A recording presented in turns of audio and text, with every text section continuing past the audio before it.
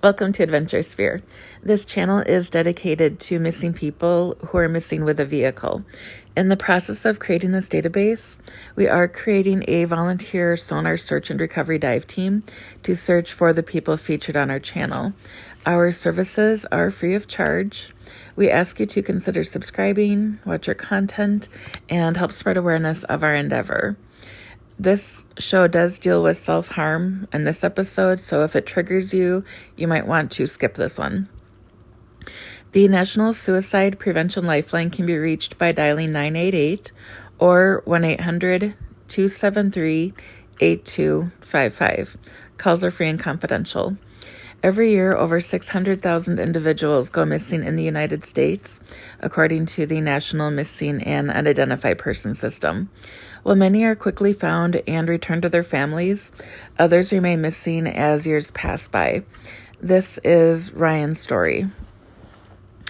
So Ryan Spencer Mann, then 19, is missing from Shafter, California. His last date of contact was Monday, March 21st, 2011. On March 15th, the week prior, Ryan went to his older brother's home in San Luis Obispo, California. On March 21st, Ryan had left his brother's home in the early morning hours in his brother's car. He did not take any possessions. He didn't take his wallet, any money, just his cell phone, and he left his cell phone charger at his brother's. There was about a 3/4 tank of gas in the car. Ryan left driving a silver 4-door 2002 Honda Civic with a white bumper sticker, and the front of the car as well as the driver's side rear bumper are green. The California license plate is 4XEE736. The San Luis Obispo Police Department is investigating. They can be reached at 805-781-7312. Ryan's case number is 110321007. The Office of the Attorney General of California has Ryan's birth date listed as April 19th, 1991. Then there was another website that went into very in depth of Ryan's story. At the time, he was depressed and cutting his arm. His parents took him to a mental health facility on Saturday, March 5th. They counseled him, gave him some prescriptions for anxiety, and then released him. And then Ryan took his parents' car on Monday the 7th to check on some jobs and said he would return shortly, but he didn't. His parents called the next day to report him missing and learned that Ryan had been in an accident and was arrested for DUI. Ryan tried to take his life while in jail and was subsequently transferred to the county hospital. The hospital sent Ryan home on Tuesday the 15th with his parents as they waited for the charges to be filed. Ryan tried walking, quote, north, unquote, on Saturday, March 19th. He was anxious and would not come home. His parents called 911 and the responding officer talked Ryan into going home. Ryan's older brother picked him up and brought Ryan to his home in San Luis Obispo to keep him busy. Ryan was excited to go. Ryan told his brother he had taken LSD a couple of weeks earlier. Then Ryan took his brother's car on the 21st with only his phone. The weather on the 21st, the high was 55 and the low was 42. But I think what can really play a factor is that it was raining from at least midnight until 4 p.m. The sunrise was at 7, and if he left in the middle of the night, I'm thinking it probably would have been closer to maybe 2 or 3.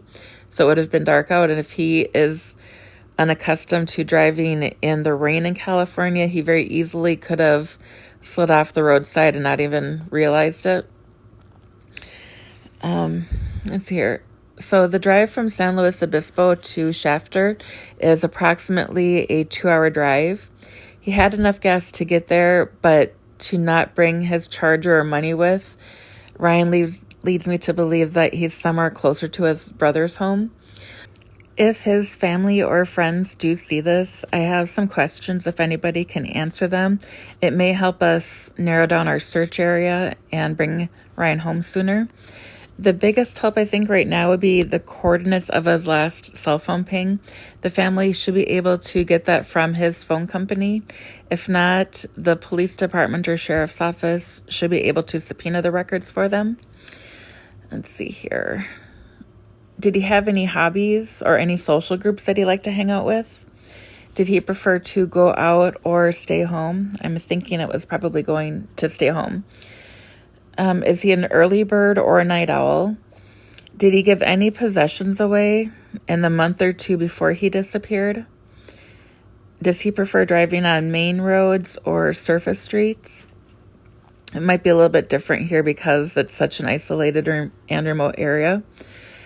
Let's see here. Were the license plate readers checked by the police department or the sheriff's office? Were there any items that he always carried with him, perhaps a ring or a necklace, a multi-tool? Did he still have that knife that he was using to cut his arm with, or was that confiscated?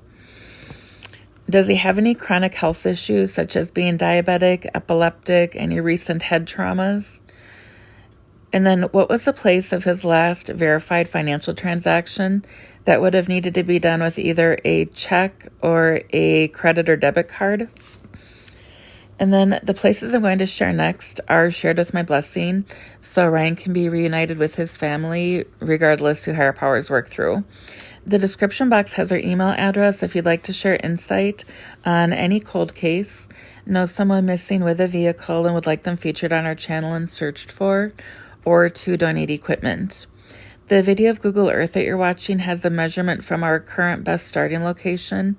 In Ryan's case, I'm going to use San Luis Obispo since he was at his brother's home, and then it goes out to possible search areas. We focus on bodies of water that are within 5 miles of their last known location and within 5 miles of their destination. If an area's been heavily searched, we may expand the search area, but please keep in mind that accidents tend to happen closer to home. So with San Luis Obispo being so remote, I am just going to open up the search area. Off the bat, in town, we've got Laguna Lake and the Shepherd Reservoir. They are, I think, rather shallow, and they might have been dried up when Ryan was there. And then as you zoom out, there's a lake with a dam on Rigetti Road that is 6 miles out as the crow flies. And then the next area will be the San Luis Obispo Bay, which is 8 miles. The area, though, is very beautiful and very shallow. I don't think he would have been able to go out very far in it without being seen. Then there's the Morro Bay boat ramp that's 12 miles out. That looks fairly deep, and there's a lot of areas right along that road he could go into if he wanted. And then if you go further north, there's Whale Rock Reservoir. That's about 16 miles away from San Luis Obispo as the crow flies. And then I said the Morro Bay boat ramp. Okay, yep, so that's everything. Let's see here. So I mentioned earlier that approximately 1,600 people go missing every day in the United States. Your donation brings closures to families with missing loved ones, including Ryan, by helping us secure equipment and getting us to locations all around the United States where missing people may be found using cutting-edge sonar technology. When we have that and we can travel to their area, we can either reunite the family with their missing loved one, or we can at least tell them what bodies of water we searched and where exactly their loved one is not. Our mobile unit is able to assist families and small towns that need the high-end sonar equipment and diving services access. We can also assist large cities as adjunct professionals. We help families, area government, environmental cleanup efforts, and other public safety entities free of charge.